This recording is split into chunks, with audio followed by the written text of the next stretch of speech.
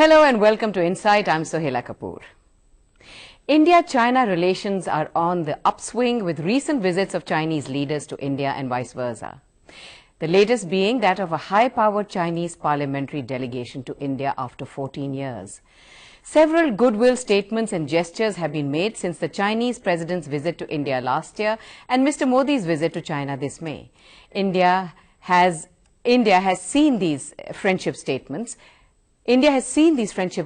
repeat themselves since the 50s, when India became the first country from the non-socialist bloc to recognize communist China. But we also saw a war in 1962 and various standoffs at the LOC after that. So do we see this optimism in India-China relations as another rhetoric, or is this genuinely a historic moment in our relationship with implications for Asian and ultimately world politics? We discuss this in Insight today.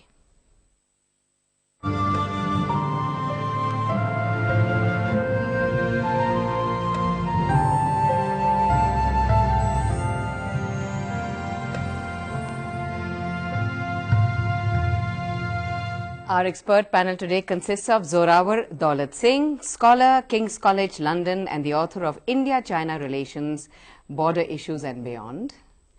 Dr. Alka Acharya, Director, Institute of Chinese Studies, JNU, and Rahul Mishra, Research Fellow, Indian Council of World Affairs. Welcome to all of you. Now, my first question, Rahul. The chairperson of the National People's Congress, China's legislative body, who was heading a parliamentary delegation, said that the two neighbors have become not only the two biggest developing countries, but also the two most dynamic market economies in the world. Would you like to comment on this? I think his statement makes a lot of sense, because these are the two countries which, by several projections, are going to be the two biggest economies by 2050. These are the countries which have got a lot of potential in terms of being the biggest hubs of manufacturing industry. India specializes in services also, so there is a kind of complementarity between these two countries.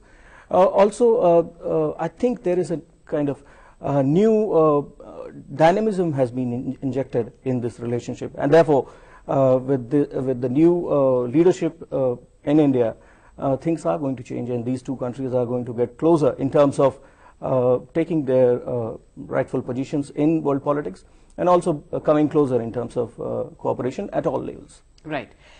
Well, Alka, the speaker, Srimati Sumitra Mahajan, said that relations with China figure amongst the highest priorities in India's foreign policy. And also that while GDP is important, she said, cultural humanitarian qualities, CHQ, should also grow and develop consistently. Now, what did she mean by that?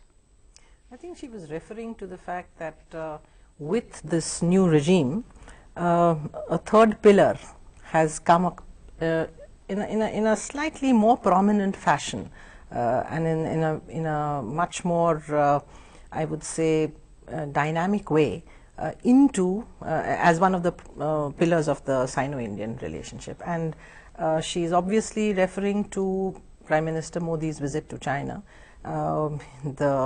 his greeting in Xi'an, which was again an unprecedented move on the part of the Chinese president, the references to Xuanzang, the continuous injection of the significance of culture in India-China relations. As you know, leaders at all points have referred time and again to the centuries of interaction between India and China, the amazing kind of things which have gone, Buddhism has gone from here, many things have come from China. So there is a certain resilience which this relationship has from this perspective, and I think Modi is paying tribute to that resilience, because as you put it in your opening remarks, that ups and downs we've been witnessing ever since the two nations started to interact as modern nation states, and yet you have this foundation. Now, we can argue whether culture as a foundation of modern state relations can be a substitute for good strategic understanding, but I would say that without this cultural aspect, the relationship might have many more challenges to deal with. I think culture becomes a very good medium to sort out a lot of issues which could take contentious turns. So I think Sumitra Mahajan is paying tribute to Modi's emphasis on culture and its role in giving a certain strength to the foundations of the relationship. People-to-people contacts. Well, that comes in secondary, but I think it's the idea was more that this cultural dimension testifies to the fact that these two countries have had a fairly smooth interaction. It may not have been the best of friends, it may not have been the kind, like some scholars question whether that period was actually very, very, something like a very close kind of a relationship. But the fact is that it has adhered and endured with a lot of give and take. And Mr. Modi is very interestingly emphasizing the fact that Xuanzang came to Gujarat. He himself has gone to China many times. He's bringing Gujarat also and the states also. So if you look back on that cultural interaction period over the centuries, we will find that there were a lot of contacts away from the centers of power. So that brings in the people-to-people dynamics. Right. Zorawar, what was also emphasized was that in the past, we're going into a little bit of the history of the relationship. The two nations revered and celebrated each other's missionaries, like Buddhist monks like Kumarajiva, Kashyap Matanga, Bodhidharma, who visited China and helped spread Buddhism there. Then Xuanzang and Fahian, the Chinese monk and traveler who visited India, are mentioned in every Indian textbook. Dr. Kotnas, who was part of the Indian medical team to war-torn China in 1938, is also deeply respected over there. So these are all legacies that need to be carried forward. You see, that was what was said. So do you think Prime Minister Modi will be able to repeat these historic feats and be remembered as the Indian leader of the 21st century, who brought together the two Asian giants again after centuries of mistrust, and I would now say maybe decades of mistrust, more so, and competitive claims? Right. So I think what you referred to, these fleeting instances of contact between these two civilizations were very important, and they've kind of gotten sort of swept aside in sort of contemporary problems of the last several decades. So I think there's a conscious effort being made by the Indian side and the Chinese to preserve some of these memories. Some are real, some are imagined, some are exaggerated, but we need to build, because in fact while there is a common culture, as Professor Acharya said, in fact I would see the India-China relationship really as something that is absent or devoid of any basic human contact for a long time at the popular level, at the elite level. These were just very, very minor. So we need to build upon and expand these contacts, and like you said, at the center, at the provincial level, at the people-to-people level. Coming to whether this particular phase, how important it is, I think it's an inflection point. We can't. It's not going to solve all our problems, or it's not going to chart on a new chapter completely. But we're turning a very important page, and why it's important is because global politics is also going through such turmoil, such change, and part of the change is also rising powers like China and India that are trying to break through and change the old order, and that's creating frictions. So we're at a stage where we can't sort of deal in binaries of, you have your bilateral problems, but there's also a bigger questions of world order that you need to think about, and ironically those are one of the areas where India and China do find some common ground. But the bilateral problems are something which need to be dealt with. You're dealing with your largest neighbor. I think the Prime Minister called it the most strategic neighbor for India. So this is a recognition across governments and across regimes in India that China is here to stay, India is also here to stay. You can't wish away a neighbor. You've got to learn to deal with it, learn to live with each other. And as that old cliche says, good fences make good neighbors. So that fence, when it comes about and a solution to our frontier dispute, will have a transformative effect. But I think we're a few years away from that, and let's build the relationship from the bottom up, which is an effort that's being made, and I think that's important. I'd just like to stay on the cultural thing. I mean, of course, Zorawar has really expanded the whole ambit. I think one thing which tends to not get its due when we talk of this whole cultural contact is that when we look at the resonances across the centuries and the kind of one won't say similarities in culture, as Zorawar put it, because there are quite a lot of differences, but the meeting points at very significant junctures where this exchange actually resulted in a different cultural evolution in China specifically. I mean, Buddhism was responsible for completely transforming Chinese religion and culture in many ways. So this, I think, is indicative of the fact that both India and China do have very different approaches in terms of the way in which they would like to shape not only bilateral interactions, but also the role of culture as a normative force in international relations. I think somewhere it's also part of the discourse, which is not, I think, given its due when we start focusing on the hard issues like border and defense and mistrust, you know. So Modi's visit has, in one sense, once again brought this culture thing back into focus, and I think we need to give it a lot more emphasis. So what do you mean by culture? Just define it. See, culture talks about the way in which the two civilizations have evolved in a very comprehensive way. It has to do with philosophical systems, it has to do with social values, it has to do with the way in which societies actually engage within themselves and across cultures. And both Indian and Chinese civilizations have got a tremendous amount of depth in terms of these philosophical, social, literary kind of wealth both of them have. The notion of a civilization spans things like boundaries and so on, because you see that these interflows have actually shaped literature. Tagore's role, for instance, which was also emphasized a great deal, how he tried to emphasize Asian values, where China and India are really contributing to that notion of Asian values.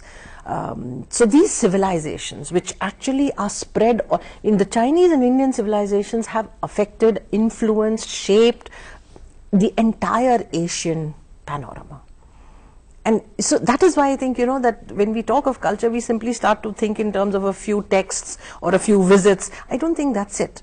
It's diffused. It's diffused in society. It's diffused in the way you approach. I mean, Modi's bringing up the cultural theme itself is reflective of the power of culture. There's also a huge Chinese and Indian diaspora. That too. That too. In fact, yes. I just to carry that forward in a slightly different, one of the things that separates the Indian and Chinese civilizations, and perhaps even the contemporary way of thinking of our elites, is different from the Eurocentric or the West, is an acceptance of some amount of plurality of other systems and cultures. You know, so when we're talking of common ground, I think even if India and China have certain distinct features, which they are distinct, but yet they accept plurality in the rest of the system, you know, so that notion like in the West where there has to be uniformity, conformity around one single model value system is not prevalent in the Indian and Chinese system as much, you know, especially not in India, but even in China. You see the rhetoric, the discourse of the contemporary Chinese leadership as they're trying to sort of rebuild a global sort of role, is they're saying let there be multiple centers of power, let there be multiple cultural systems that can flourish and coexist. So this is something where India and China do have common ground in terms of that level of worldview of how they look at a system of states, a community of states that can coexist without living under a single normative sort of framework. So in that sense, they're very, very separate from the Western culture, which sort of dominate within its own system, sort of the Protestant Catholic clash, and then exported that kind of dominance model to the rest of the world. So let's see if we can go beyond that and look at these other forms of dealing with lots of different civilizational entities and identities that we see today across Eurasia, across Asia. You made a very good point. Rahul, several friendly gestures have been made during these trips, recent trips. For instance, 2015 is Visit India trip in China, and 2016 will be celebrated as Visit China Year by India. And the Nathula route to Mansarovar and Kailash is open today after half a century. since our war with China in 1962, and this will give a boost to religious tourism. Now, as far as trade is concerned, 24 bilateral agreements worth $10 billion have been signed between India and China in these trips from 2014. And bilateral trade between the two countries for 2014 stood at $70.59 billion, an increase of 7.9% compared with that last year. And then, of course, as I mentioned, that the visit of the Chinese parliamentary delegation has taken place after 14 years. Then there's also PM Modi and Lee have launched in Beijing the India-China Forum of State Provincial Leaders, which brings together Chief Ministers of India, leaders of Chinese provinces and mayors of cities. And this is the first time that India has launched State Provincial Leaders Forum with another nation. For Mr. Modi, of course, it's consistent with his firm commitment to cooperative federalism. Also, India is likely to be made a member of the Shanghai Cooperation Organization after this warming up of relations, and this will help expand its footprint in the hydrocarbon-rich Central Asia, Russia and Eurasia. At the moment, it has observer status, as in Pakistan does, but Pakistan too, of course, may become a member, so this doesn't give us exclusivity. Now, all these steps that have been taken, are they very different to the kind of friendly steps that were taken, over the past few decades when we did declare friendship with each other? Are they far more significant? Or do you think this is just another step towards one more friendly, episode in our relationship over the years? Well, I think there is continuity and change both, for the simple reason that India-China relations for all these years were state-driven. Even today, most of it is state-driven. But as my co-panelists have already mentioned, the cultural dimension that has been added into this relationship, well, at this moment it is state-driven, and the leaders of these two countries are working together to bring these soft diplomacy dimension into the relationship. But as we go ahead and as we keep working on it, I think maybe 5 years down the line, people of India and China will come closer and they'll start visiting each other's country. There will be more people-to-people interactions. Right. But if I were to give a term to whatever you mentioned, there is this multi-dimensional approach emerging in India-China relations, and that is very evident in the provincial interactions that are going to happen. We'll come back. We'll come back to this discussion after this very brief break. Don't go away.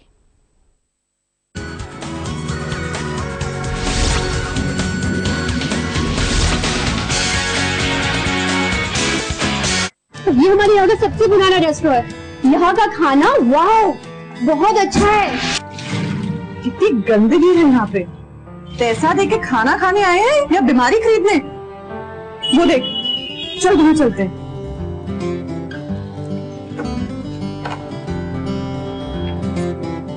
अब से मैं यही आया करूँ। साफ सफाई सबको भाती, साथ साथ खुशहाली लाती। किसी की नजर ना लगे, तो किसी की नजर नहीं लगेगी। बुरी नजर से बचाने के लिए इतना कुछ। सबसे पहले सिर्फ बीमारियों की नजर से तो बचाइए। वो कैसे? संपूर्ण टीकाकरण से। ये बच्चे को कई जानलेवा बीमारियों से जिंदगी भर बचाएगा। 2 साल तक के बच्चों का संपूर्ण टीकाकरण जरूर कराएं। मिशन इंद्रधनुष, जिंदगी इंद्रधनुष बनाए। I practice yoga every day. It has nurtured and enriched my life. Yoga. Live life to its full potential. Yoga must be done with proper guidance and consultation.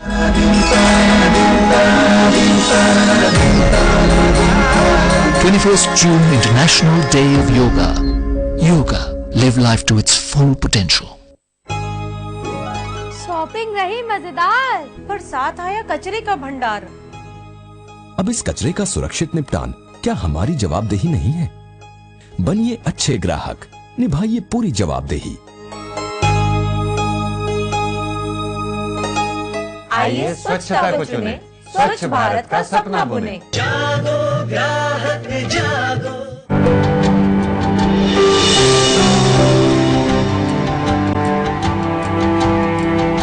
देश के राष्ट्रीय गौरव का प्रतीक माने जाने वाले बाघों के संरक्षण और उनसे जुड़ी हुई समस्याएं आज हमारे सामने चुनौती बनकर खड़ी है।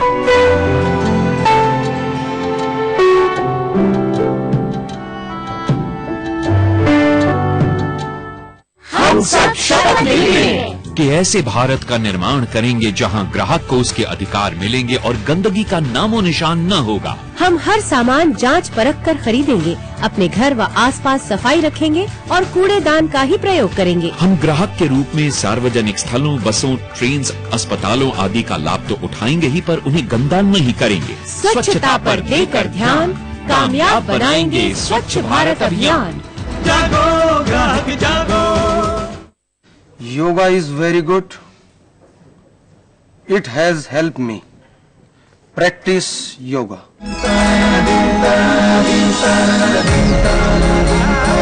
21st June International Day of Yoga. Yoga. Live life to its full potential.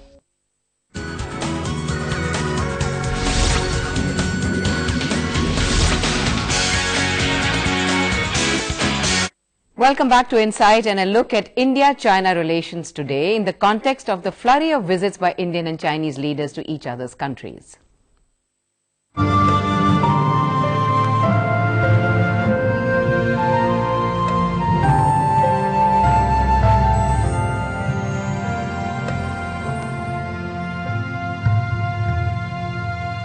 You were talking about the, I mentioned the several gestures made and we were discussing that. Yeah, so multi-dimensional, Yes, like I was yes. saying, multi-dimensional approach is now coming into the picture. And provincial Yes. interactions. Yunnan, for example, is one province in China which has been trying to engage with India's northeastern provinces. And the BCIM, the Bangladesh, China, India, Myanmar Economic Corridor, has also been floated. There is a study group which comprises scholars and officials from these four countries. We are working on it. Prime Minister Modi has already endorsed it, which is in a way going to give both India's northeastern states and China and Yunnan province an opportunity to grow, to work together in building up their economic capabilities. And now, if you look at the current visit which is happening, the parliamentary delegation, this is something which tells you that parliamentary diplomacy is coming into picture. Though we know that Mr. Somnath Chatterjee was the one who kind of gave it a massive fillip, and there were, after he initiated these programs, there were visits around the world. But in case of India and China, this is very important because the leader that you're interacting with is number 3 in He's number 3 in the hierarchy. In the hierarchy. So these, I think these initiatives are very important, and these are the points which tell you that India-China relationship is actually moving forward in the right direction. Right. Let me coming to coming to the trade. I think without getting finicky about the trade imbalance, what we have to look at this moment is a sore point. Is how to increase our investments, mutual investment, Indian investments in China and the Chinese investments. Yes, I'll come to economic relations after this. Yes, no, you I wanted was to just make a point. wanting to take off on what you said, was that is this historic breakthrough or yet another kind of stage. Ever since 1949, I mean, India and China interacted for the first time as modern nation states. The problems that emerged very quickly led to the war. Now, what does a historic breakthrough mean? I mean, we are particularly some commentators in the media have tended to go a bit hyperbolic with the way in which they have sought to describe. I think what needs to be understood is how much does a visit, any visit, take the relationship forward. What we have seen after 1962, the first breakthrough, when it was when the leaders tried to move away from that logjam that they were in, and 1976 when they once again sent ambassadors back, to the time when we come to the early 90s, when two major agreements were signed, 93 and 96, when we had the confidence building measures and peace and tranquility on the border. They were landmark agreements in terms of setting the stage for a long period of stability and peace on the border. I mean, everybody today is very fond of saying that not a shot has been fired across the border. The India-China border, which is very contentious, is stable. You come to early 2000s when the NDA one under Vajpayee, actually produced a breakthrough in terms of taking the border dispute out of that whole legalistic historical approach onto the political frame. That was another landmark visit. And then once again, relations after 2005, when the parameters, the very important agreement on political parameters and guiding principles was signed. After 2005, once again, it seemed as if the relationship had gone into stasis. There was really nothing happening. We had such high expectations. So what we are saying, therefore, is that Mr. Modi seems to have, and one is not trying to therefore belittle what went before, because you have to understand that it's from 62, when the relationship was a complete nadir, has been built up. It has taken time. Yes, of course. And it's only from 2003, when we decided to take a completely different approach to settling the boundary question, that the relationship has moved in a much more systematic and dynamic fashion. Now, what Mr. Modi has sought to do is take this relationship in the context of what was earlier mentioned, the new context, the new international and regional context, where you have a flux as far as the whole alignment and power shift that is taking place. You have the regional dimension, which is seeing a completely different kind of movement compared to earlier. You have regional organizations, multilateral platforms, which are very dynamic. You can see how Asia Pacific is becoming the center of gravity of international relations, all that. Now, Mr. Modi is trying to chart India's China policy against a rather turbulent backdrop, because you also have many problems that have emerged in the wake of the new kind of threats and so on. He's wanting to take India's domestic agenda, link it with its foreign policy objectives, and move. China therefore becomes very significant in that context. So I would say therefore that instead of going into hyperbole and trying to look at it as historic, we see the significance of Mr. Modi's visit at this point in time and see where exactly and how much is he taking the relationship forward. And I think there is a very substantial step that has been taken forward. Right. Zorawar, let's come to, that brings us to trade relations. There'll be a cooperation with China in railways, and the establishment of 2 Chinese industrial parks in Gujarat and Maharashtra, cooperation in infrastructure, IT, pharma, agriculture, manufacturing. And Mr. Modi has assured the Chinese that the government is determined to go ahead with the land bill, and that his government will make sure that the land acquisition doesn't become a barrier to growth. Or of course a burden to farmers. So it's really inviting them, to establish these parks.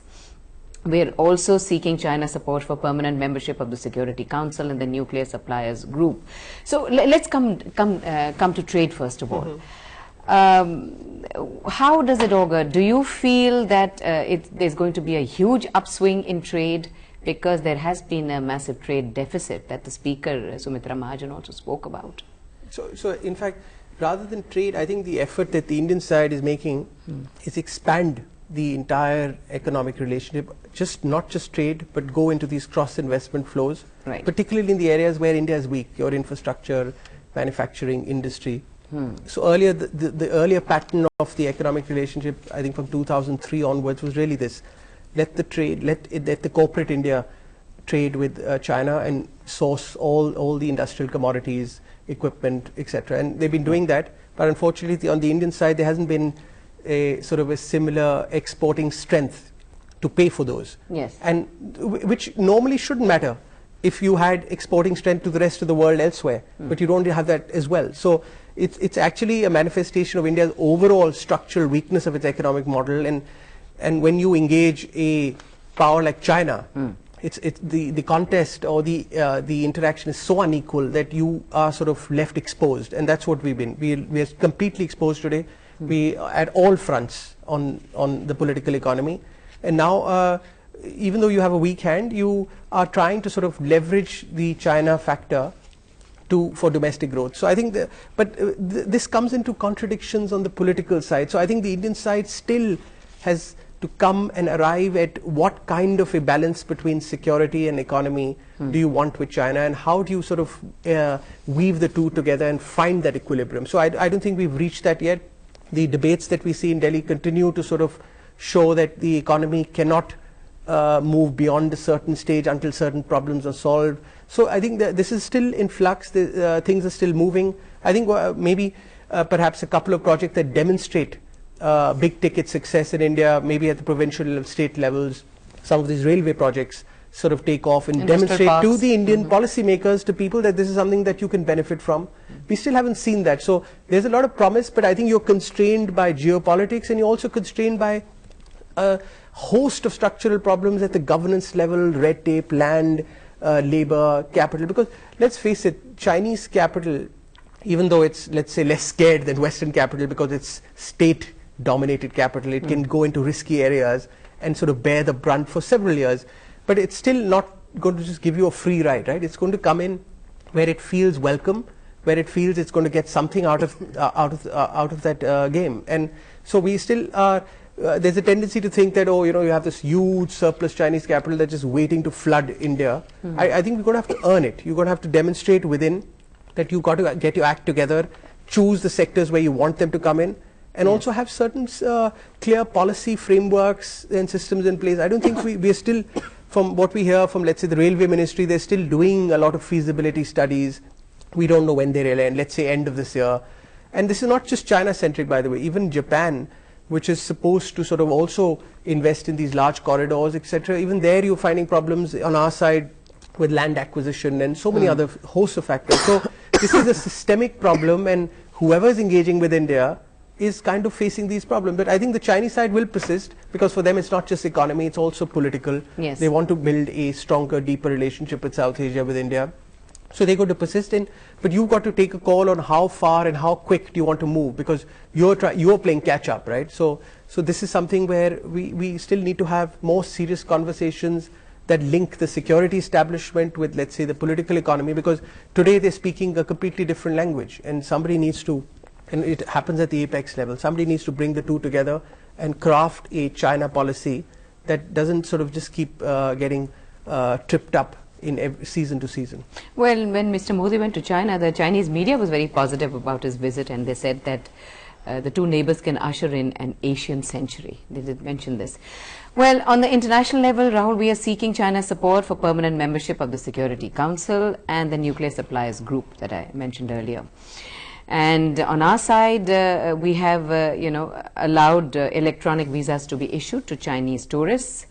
A Gandhi and India Study Center is being opened in Fudan University, and a College of Yoga in Kunming. So, do you feel that these are, these are hugely positive steps? And you were talking about culture, and there will be a kind of a cultural exchange that has not taken place in the past. Well, cultural, I wouldn't club Nuclear Suppliers Group and China's support. Culture is the latter part of it. Yeah. So, China's support to India at UNSC, I think we'll have to wait for some more time. Yes. And I find NSG, the Nuclear Suppliers Group, a tricky issue, because we're not sure what would be the modalities for there certainly would be some conditionalities on which China is going to support India, because there are larger strategic ramifications of India getting into the club and taking up that position. UNSC, like I said before, will take some more time, and India has to also demonstrate its capabilities to transform itself from a rule taker to a rule maker. You have to be involved in the West Asian region. You have to do some more positive activities in Afghanistan. There are several regions where India's stand and India's, I find, is one region where India and China can work together. African continent, both India and China have been investing in countries of the continent, but there isn't much of joint working, capacity building of the people there, the personnel, civilian and military. So there are a lot of issues on which India and China have to first work together, and then perhaps India can expect China to support it on UNSC. Yes. I'm just again taking off on this point you were making about the economic dimension and how far and how fast is it going to move. I just come back from a conference in China, and precisely what you were mentioning, that people feel that, you know, Mr. Modi is going to make a huge. The point that they mention is that, well, he's perceived as a strong man, and two, he is seen as a decisive kind of a leader. Now, I was trying to explain to him, the few students and faculty that I was talking to, about the complexities of the Indian democratic process and the kind of problems that are likely to come up, because it's not as if the opposition is going to give him all that he wants on a platter. There's going to be contestation, and let's admit it, the land bill is still hugely controversial, and therefore the more important challenge, it seems to me, is going to be how a domestic consensus can be forged in the matter of foreign direct investment in certain critical areas. It's quite clear, and I think Zoravar has explained quite well about how you need to get your act together. You know, the gap between India and China is now quite huge. This asymmetry that is fundamentally, of course, economic, but it has very serious strategic and political implications. Now, you are trying to forge a strong economic asymmetry. This is already going to put you on the back foot in many ways, but if your economy cannot be galvanized in the limited period of time that you have, given your demographic dividend and everything, I think the challenge will be multiplied manifold. So how will Mr. Modi actually address this critical question of some very critical reforms which require across the board support in India? In China, it's simple. You have an autocratic system. The rule is laid down. Everybody follows from top to bottom. Everybody is ensuring that the policy that has been adopted at the center is implemented to the bottom. Now, here it's not just about contestation in the Indian Parliament. There's going to be contestation along the states, right down, you know, and then different states have different political configurations. So I think somewhere we need to understand this dimension. Even as we get excited about the Chinese investment, 40 billion, this, that, railway, high-speed railways, the Chinese are very serious about putting money into India. But can we get our act together to be able to, the challenge is going to come up as soon as we have these critical bills coming up in Parliament. Well, Western analysts have described Mr. Modi as the most pro-business, pro-investment political leader in the world. But one of them, actually, and he is an American trade analyst. So do you think that's how the Chinese see India, see Mr. Modi? Definitely in Shanghai, you could see that he actually projected that persona very well.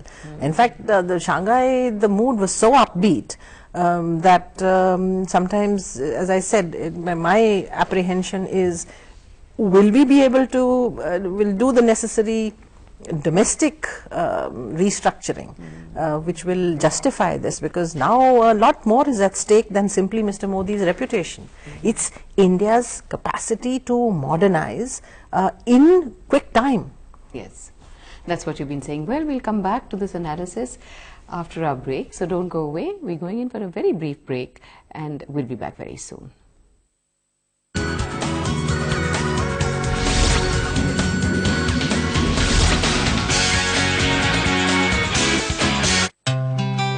क्या आपके साथ भी ऐसा हुआ है? ग्राहक होने के नाते धोखा? क्या आप चुपचाप सहन करके बैठ जाते हैं या अपने हक की लड़ाई लड़ते हैं? मेरे साथ भी धोखा हुआ। बस अपनी शिकायत लिखी, अपोजिट पार्टी के फैक्ट्स और डॉक्यूमेंट्स के साथ कंज्यूमर फोरम में जमा कर दी। न वकील की फीस लगी और फैसला भी 3 महीने में आ गया। आप भी सोचिए मत, अपने हक की लड़ाई कंज्यूमर फोरम में लड़िए। जागो ग्राहक जागो।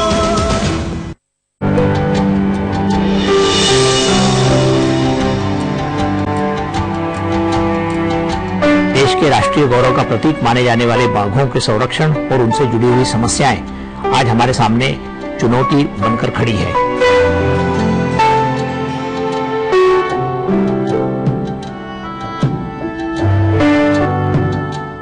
ये नया फ्रिज बार बार खराब हो जाता है। दुकानदार और मैन्युफैक्चरर दोनों सुन ही नहीं रहे। बिल्डर ने चीटिंग की, मेरे घर का सपना सपना ही रह गया। क्या करूं? मेरे मैनेजमेंट इंस्टीट्यूट ने मेरे साथ फ्रॉड किया, करियर बनने से पहले ही बिगड़ गया। कहाँ जाऊँ? उपभोक्ता अदालत है ना? जी हाँ, जहाँ वकील की सेवा जरूरी नहीं, आप सादे कागज पर नाम मात्र फीस देकर अपनी शिकायत दर्ज करा सकते हैं। फैसला भी शीघ्र होता है। जागो ग्राहक जागो।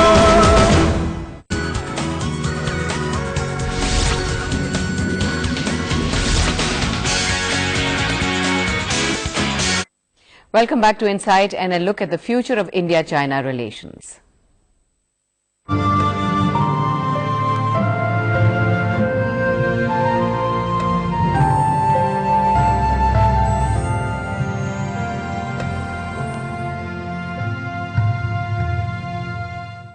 Okay, Zorawar, let's look at some of the irritants. Let's look at their history very briefly. Are they, have they a history to them, or do we have some new irritants? Like, for instance, China rejects Modi's LAC proposal because they want a code of conduct on the border. Now, the border dispute is very old. But is this statement, is this demand new? This code of conduct? Have they made this demand earlier? In fact, the code, let me give you the context before that. I mean, Yes. there are two aspects of the dispute. One is a dispute over territory, which actually goes back several decades. And just for the viewers, it's basically China claims the entire state of Arunachal. India's claim is on Exaichen. So that's a territorial dispute.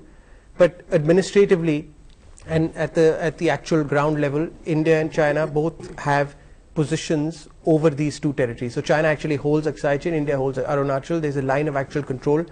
But on that line of actual control, there's another dispute in several mountain passes. Absolutely. Where it actually lies. So it's a 3,488 kilometer long border. That's right. So there are two ways to look at this. One is solve the entire dispute in one go. The other is sort of go in a confidence building way and try and sort of have stability on the line of actual control and perhaps even define it. So I think since the in the 1990s, both sides sort of agreed that let's begin the process of delineating the line of actual control, which would allow both sides to at least know where they stand to avoid face-offs, etc., that we see in the last 5-7 years. Yes. That process kind of fell apart in the early 2000s.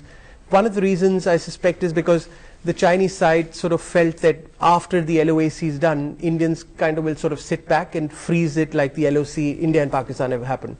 Now, we don't know if that's true, whether the Indian side would have done that or not. It could very well be argued that this was a way for the Chinese side not to solve it at that level and keep this sort of political dispute hanging in the air. Right. So I think there are arguments on both sides and they have to be taken seriously. Right. Now we are at a point where the Indian side again is bringing up that old sort of path where let's go step by step, let's at least stabilize this, and when we're ready, we'll solve it in a big bang. The Chinese don't want to do that because, again, one of the arguments is that it gives them leverage to have an undefined LOAC because they have the higher ground, superior military facilities, infrastructure. We don't. We have to sort of be bogged down in very difficult conditions, 15, 16, 18,000 feet. So, but the point is now you've got to deal with this at a bilateral level. You've got to work together. There's nothing wrong with the Indian side saying that let's sort of put the LOC on paper. But at the same time, I think we need to also prepare the Indian people for that larger political territorial dispute. And in our case, I think we have to sort of have a serious discussion on the western sector, on Exaichen. There's something sort of ingrained in our maps because at some level... Exaichen is a part of Ladakh. Part of we consider it part of Eastern Ladakh, and I think when a final settlement comes in, whatever undetermined point in the future, we will have to give up a significant portion of Exaichen cartographically. So we have to sort of be ready or prepare ourselves at a popular level for that. It's difficult to do it sort of at a time when you have problems, but certainly at least have that discussion. I think on the eastern side, the Chinese went through a period where they were vitiating the atmosphere through the staple visas, etc. Yes, I was just going to come and ask Alka about that. So I think they are also hopefully should calm down on that. Nobody's saying there isn't a dispute, but you don't need to sort of keep ramming it down the Indians and saying there's a dispute here. So for instance, even in the last 2-3 years, I think high-level visits to the eastern sector haven't provoked a reaction from the Chinese that they were doing before that. So we may be seeing a certain sort of a slight dimming or a damping down of that vitiating sort of the atmosphere that is happening. We still don't know. Let's see. But if the Chinese side want some sort of stable relationship with China, I think the Indian side has made it clear that you've got to have your frontiers stable. Don't challenge the status quo by force. A peaceful resolution, and I think you're moving towards that. We need to also have a more complex conversation that when you hold, now this is at the military strategic level, you hold the lower ground, you don't have an easy position on the frontiers. There's nothing wrong with implementing all the CBMs that you've accumulated from 93, right, right up to 2012. You have a whole host in 2013, in fact, the last one with the Border Defense Cooperation Agreement, which actually had a clause that actually impelled both militaries to stop these face-offs or to stop tailing each other while they meet in these encounters on these important passes. So I think India also has to take a responsible position that for its own security, it must develop CBMs, which of course don't constrain it to modernize its infrastructure, military deployments, but also treat it as a serious thing for itself. So in that sense, you can bargain and negotiate with the Chinese on new CBMs or implementing the old ones a little better. And that's a process that is already in play in the system. And I think if the civil military side on our side is truly sort of forward looking, they can continue that process. But the dispute itself is a longer term. Yes, Alka. You just mentioned Meghalaya, that's another bone of contention, and the stapled visas that China gives to inhabitants of Meghalaya. Just briefly on the code of conduct. Now, look, the logic here is that we have a dispute, and I think that point has to be hammered as much as we can, because somewhere what happens is that we do not seem to realize that a dispute means that there are two sides which are looking at this problem. Now obviously I have my own version and they have their own version. Every time they uphold their version, we find it difficult to swallow. We uphold ours, they find it difficult to swallow. Now this is going to be, any other kind of position will mean that you are actually being not very clear about what your claims are. So you have to respond very strongly, and which is what we've seen. The media then plays it up, these incursions happen. And they consider Meghalaya a part of Chinese territory, yes, which is why they're giving them these statements. So the point is that of course we don't accept it, but then the Chinese do, and therefore if they say that they are giving stapled visas, it's consistent with a disputed situation, that they think this is their territory and therefore all people living in that area are citizens and they don't need permission to go. Now I don't think we need to get excited about this. We have to protest diplomatically, lodge a strong protest, take it up at the political level, but there are ways of dealing with it. Now my own take on this problem is that we know that it's not going to be resolved in a hurry, that it's far too complex. We've heard enough in the media recently that there's going to be some historic breakthrough. There are no indications really. Much of the discussion on the border is taking place in a fairly opaque fashion, which is maybe okay because that's how it should be. You can't really have it in the full public view. So the code of conduct would help to the extent that you avoid the kind of incursions that happened in the point is, will the Chinese give us an assurance that if a code of conduct is taken up, then incursions like Depsang or the last one that happened will not happen again? That is the point. I mean, Indians would have no objection in taking a code of conduct if the Chinese were to give us this assurance and stick to it, but it won't happen. So therefore I think that whole problem, and this is not new, all that is happening is that the Indians and Chinese are devising new ways to manage. So the perception for most scholars like me is that the entire energies are being spent on managing the problem in a way that it does not disrupt the overall balance of the relationship, and not let, not actually go into the solving. Maybe the solutions are being pursued, but the main priority is to manage a contested border. Rahul, Tibet, it's a very long, it's a very old problem. The recognition of the Dalai Lama and the fact that India has given him refuge and he's running a kind of a parallel government here. So that's a long-standing problem, and there doesn't seem to be any kind of a resolution to it. It keeps popping up every now and then and becomes a major irritant. And then, of course, the two countries play it down. So what's your take on that? Well, Tibet problem is actually linked with the Arunachal Pradesh. Will China ever accept the fact that we have given him refuge and we accept him as the leader of a certain sect of Tibetans? Well, I think we have to wait, for the time when the entire eastern sector, the Arunachal Pradesh and Tibet problem are resolved, and only then I think the Dalai Lama issue will come up for discussion and maybe a kind of resolution on that also. For China, it is a big problem because it is related to their in their words, their territorial integrity, and also it's a question of their identity. Yes. We know that Americans and the Western world has been supporting Tibet and Yes. the Dalai Lama on that matter. But I think for India, the matter is very close to the heart of every Indian, for the simple reason that it is connected, it is linked with your boundary question also. Yes. So as long as the boundary dispute is there, and the Chinese keep claiming southern Tibet as Arunachal Pradesh as southern Tibet, the matter is going to be like this. I think Modi government has given enough signals.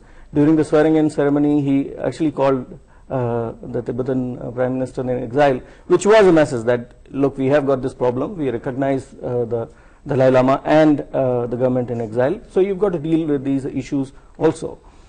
Which is in a way a very positive development, in the sense that you bringing these issues to the table, and yes, absolutely. It's a kind of a policy of strategic ambiguity. Yes. On the one hand, officially it's very clear, India recognizes Tibet to be a part of China, Yes. autonomous region Absolutely. of China. But on the other hand, you have this government in exile, and let us not minimize the degree of suspicions that the Chinese have about Indian intentions. They say, what will happen if you take some of your breakaway factions in the northeast and we give them refuge with a government in exile? So that is the thing they keep juxtaposing. Yes. But the fact is that we have, I think, on the whole, managed to balance the fact that we have a Tibetan government in exile, the Dalai Lama is housed here, we have, that's where the whole civilizational cultural thing comes in again. Okay, Zorawar, the next irritant problem that we have is our trade imbalance with China. The trade deficit between the two countries was $36.22 billion during 2013 and 14. So how is that going to be made up? Yeah, so I think we discussed this earlier. Yes. The trade imbalance is basically because we just barely touched upon it. So the India's sort of the manufacturing sector is where you're weak. You're not able to produce what you need at home. You're importing it from all over the world. China happens to be the biggest supplier of these major industrial equipment at competitive prices, by the way. So there's a little nuance there where, let's say from Europe, if you bought the same product, you'll be paying 25-30% more. That money is of course going to corporate India, and hopefully some of it is going down to the people as well. But the point is that there is a price competitiveness. Of course, quality also goes down a little bit. The problem is that we flooded with Chinese goods. Right. No, that's at the consumer level. I'm talking the big ticket items. Right. India Inc. is the main importer of Chinese and the contributor of our trade deficit. So it's do not you consumption think goods at the low level. the Skills India and Make in India is going to make a difference? Well, that's the only way you can sort of, and this is not something which China has done. All of East Asia has gone through stages of manufacturing upgradation, come and manufacture it here in our country. Yeah, they've all done it. So, but they've done it in a model where you were exporting those products. So it was coming in, and you were a part of a larger supply chain, and then it was going out. In India, our logistics, our export infrastructure, our ports still are simply not as connected to allow you to be sort of a bridgehead and exporting sort of platform. So here what we're saying is you make in India to sell in India. Yes. So it's your market size that you're leveraging, but so on theoretically it's an interesting idea. Now we need to start implementing it. Right. Coming to sort of some of the irritants, or I'd say, let's say wild cards or something, is I see the upcoming SCO summit that's going to happen in July. Yes. Very important summit. India is going to become a full member, of course, with Pakistan. Yes. And I think India is, I think, sought to be a member for several years now, but it's taken a little more seriously in the last couple of years. The reason is very important. You have this new institution that is now expanding its own depth. It originally originated, the SCO, purely on Central Asia and to manage Russian and Chinese interactions in that particular area. Now it's sort of expanding down south. You have, I think, half a dozen other dialogue members, observer states. Iran is one of them. So I think for India it's a very important step. You live in this part of the world, and you have to be a part of institutions that are coming up in this part of the world, and you may have problems with states who are members of these institutions, but you've got to work through those institutions. Of course, your bilateral equations will always be there, but this is a very, very important step, and Afghanistan is one big problem that is something where you can try and shape common ground. Whether it comes about remains to be seen. Right. But that's something where you have a interesting facet where, let's say, there's ambivalence, there's not conflict between India and China in that area. Well, very briefly, the other problems is, China's growing sphere of geopolitical influence in the Indian Ocean. which involve increased trade and development projects in Africa and Latin America. So we're competing with China over there. India's trade with Africa is expected to rise to 100 billion in 2015, while China's annual trade with Africa is worth 200 billion already. In Latin America and the Caribbean, India's trade rose to $42 billion in 2013, while China, according to Latin American Finance Database, committed 100 billion in the region from 2005 to 2013. So we really can't compete over here. And also the water dispute over the Brahmaputra, where China wants to build dams, and India is seeing this. Already they're saying that the water level has decreased in India because of the activity on the river in the Chinese side, and China calls it Sangpo. The river originates in Tibet. That is there, and then you have Beijing said that on Thursday. So these are the these are the little irritants that are coming up. Are they major? No, I think the larger, let's take the larger thing and be done with it, in the sense that this larger geopolitical competition that is being talked about, I think we're in different leagues entirely. China also, very quickly, that China wants to build a tunnel from under Mount Everest, to have a better business relations with Pakistan, through Pakistan. Speculative. I have not seen any, concrete kind of evidence. Look, China is #2 economy. If you look at the comparison, India, there's no comparison. China is the largest investor in most of our neighbors. It's largest investor around the world. It's really a 10 trillion economy. And you, where are you? You are probably somewhere around 2 or 3 or something. So let's not talk in terms of competition. I think we have to first keep saying our act together. Now, there are certain hardy perennials in the India-China relationship, and I think we have evolved a modus vivendi to deal with that. Newer ones are coming because after all the situation is dynamic, and the newer one that is causing some degree of concern is the water diversion of the water of the Brahmaputra. There also we have mixed signals, because an authoritative study found out that the actual water that comes into India is the amount of water is more than what it is at the starting point. So the question that the dams are happening is very controversial. On the other hand, there is enough evidence that they are making huge number of dams, and that might significantly impact. And I think this is a matter that has to be brought to the table very seriously. And this is one area where India can actually put its new neighborhood policy to good use, because India is both upper and lower riparian. So in other words, it's a middle riparian. Similarly, there are other South Asian countries which are going to have that problem. Here is a good chance to make a platform where you bring together, because this will mean you will have to listen to the concerns of lower riparians of your, so this is one issue. But the best, most optimistic kind of thing which I get, both countries are now prepared to talk about all these things in a spirit of free, frank kind of Absolutely. attitude. And I think we're in a dynamic relationship, But what's been happening seems to be yet another beginning in a relationship that can be best described as one of sibling rivalry amongst two neighbors and Asian giants. But let's hope the happiness quotient dominates the competitiveness this time at least.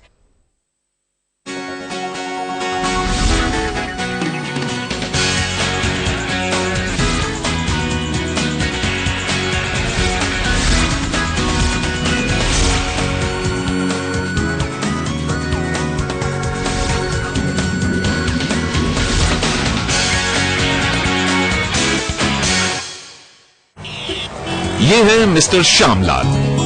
हर दुकानदार से करें सवाल, जांच परख कर हर सामान है लेते, सफाई का भी रखते पूरा ख्याल, कहते जिम्मेदार उपभोक्ता तो खुशहाल समाज, गंदगी को दूर भगाओ, स्मार्ट ग्राहक तुम कहलाओ।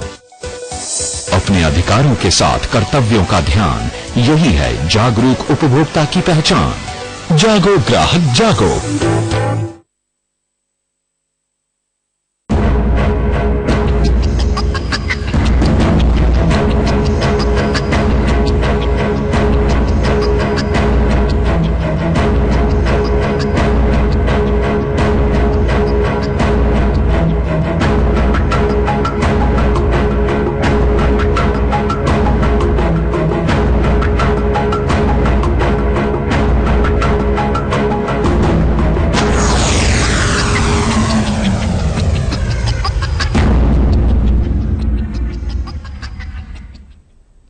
नमस्कार, स्वागत है आपका लीगल पॉइंट में। मैं हूं सूरज मोहन झा। इस कार्यक्रम में हम हर सप्ताह एक कानूनी मसले को लेते हैं, उसकी चर्चा अपने विशेषज्ञों के साथ में करते हैं और आपको भी इस कार्यक्रम से हम जोड़ते हैं। आपके सवाल या आपकी कोई राय होती है तो इसे इस मंच पर रखने की हमारी कोशिश होती है।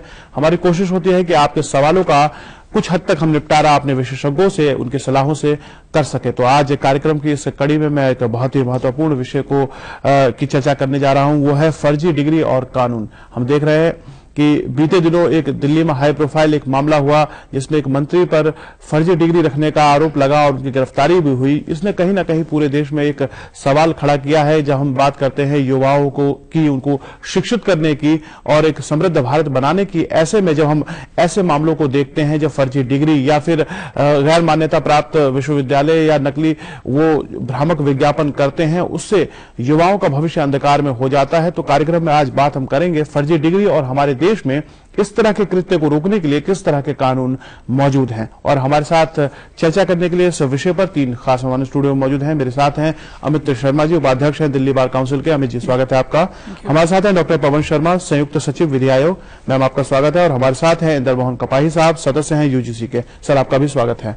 आप तीनों का कार्यक्रम में स्वागत है। इंदर मोहन कपाही साहब, चर्चा की शुरुआत में आपसे करना चाहूंगा, चूंकि मामला अभी ताजा तरीन आया है, लेकिन ऐसी बात नहीं कि ये पहला मामला हो। चूंकि हाई प्रोफाइल था तो इसे मीडिया कवरेज या सामाजिक एक परिदृश्य में ज्यादा चर्चा मिल रही है, लेकिन ऐसे मामले हम काफी सुनते आए हैं या होते हैं। तो यूजी चाहिए। देखिए, एक तो है कि मैं व्यक्ति विशेष की बात करूं, जो अभी तोमर साहब का मामला आया है, क्योंकि वो सर्वविदित है तो उसके बारे में मैं बहुत ज्यादा बात नहीं करना चाहता। जहां तक फर्जी वाड़े की बात है तो तीन तरह के फेक चीज रहती है। देखिए, सबसे पहले तो यह है कि हमारे संविधान के मुताबिक, मतलब कमीशन के संविधान के मुताबिक, सिर्फ तीन किस्म की यूनिवर्सिटीज हो सकती हैं। एक तो वो हैं जो कि सेंट्रल यूनिवर्सिटी एक्ट से बनी हो, एक है जो कि स्टेट यूनिवर्सिटीज एक्ट, मतलब स्टेट असेंबली के एक्ट से बनी हो। उसके अंदर प्राइवेट भी रहती हैं और उसके अंदर सरकारी भी रहती हैं। और स्टेट में दोनों रहती हैं। और तीसरी जो है वो है कि कोई एक नोटिफिकेशन द्वारा सेंट्रल गवर्नमेंट जो है वो यूजीसी की एडवाइस पर कुछ इंस्टीट्यूशंस को डीम टू बी यूनिवर्सिटी ही डिग्री देने के लिए, मतलब वो ही सक्षम है, वही अधिकृत है। अभी देखिए क्या कि कई लोग, मतलब कई इंस्टीट्यूशंस अपने नाम के आगे वैसे ही यूनिवर्सिटी लगा लेते हैं। तो यूजीसी ज्यादा कदा उनकी लिस्ट निकालती है कि यह है फर्जी यूनिवर्सिटीज हैं। ये तो एक बात हुई जो फर्जी यूनिवर्सिटी, जैसे अभी मई 2014 के अंदर ऐसे 21 यूनिवर्सिटीज की लिस्ट निकाली और बड़े अजीब अजीब किस्म के नाम हैं, जो मैं एक ही नाम लेता हूं, जैसे दिल्ली के अंदर ही, दिल्ली जैसे इसके अंदर एक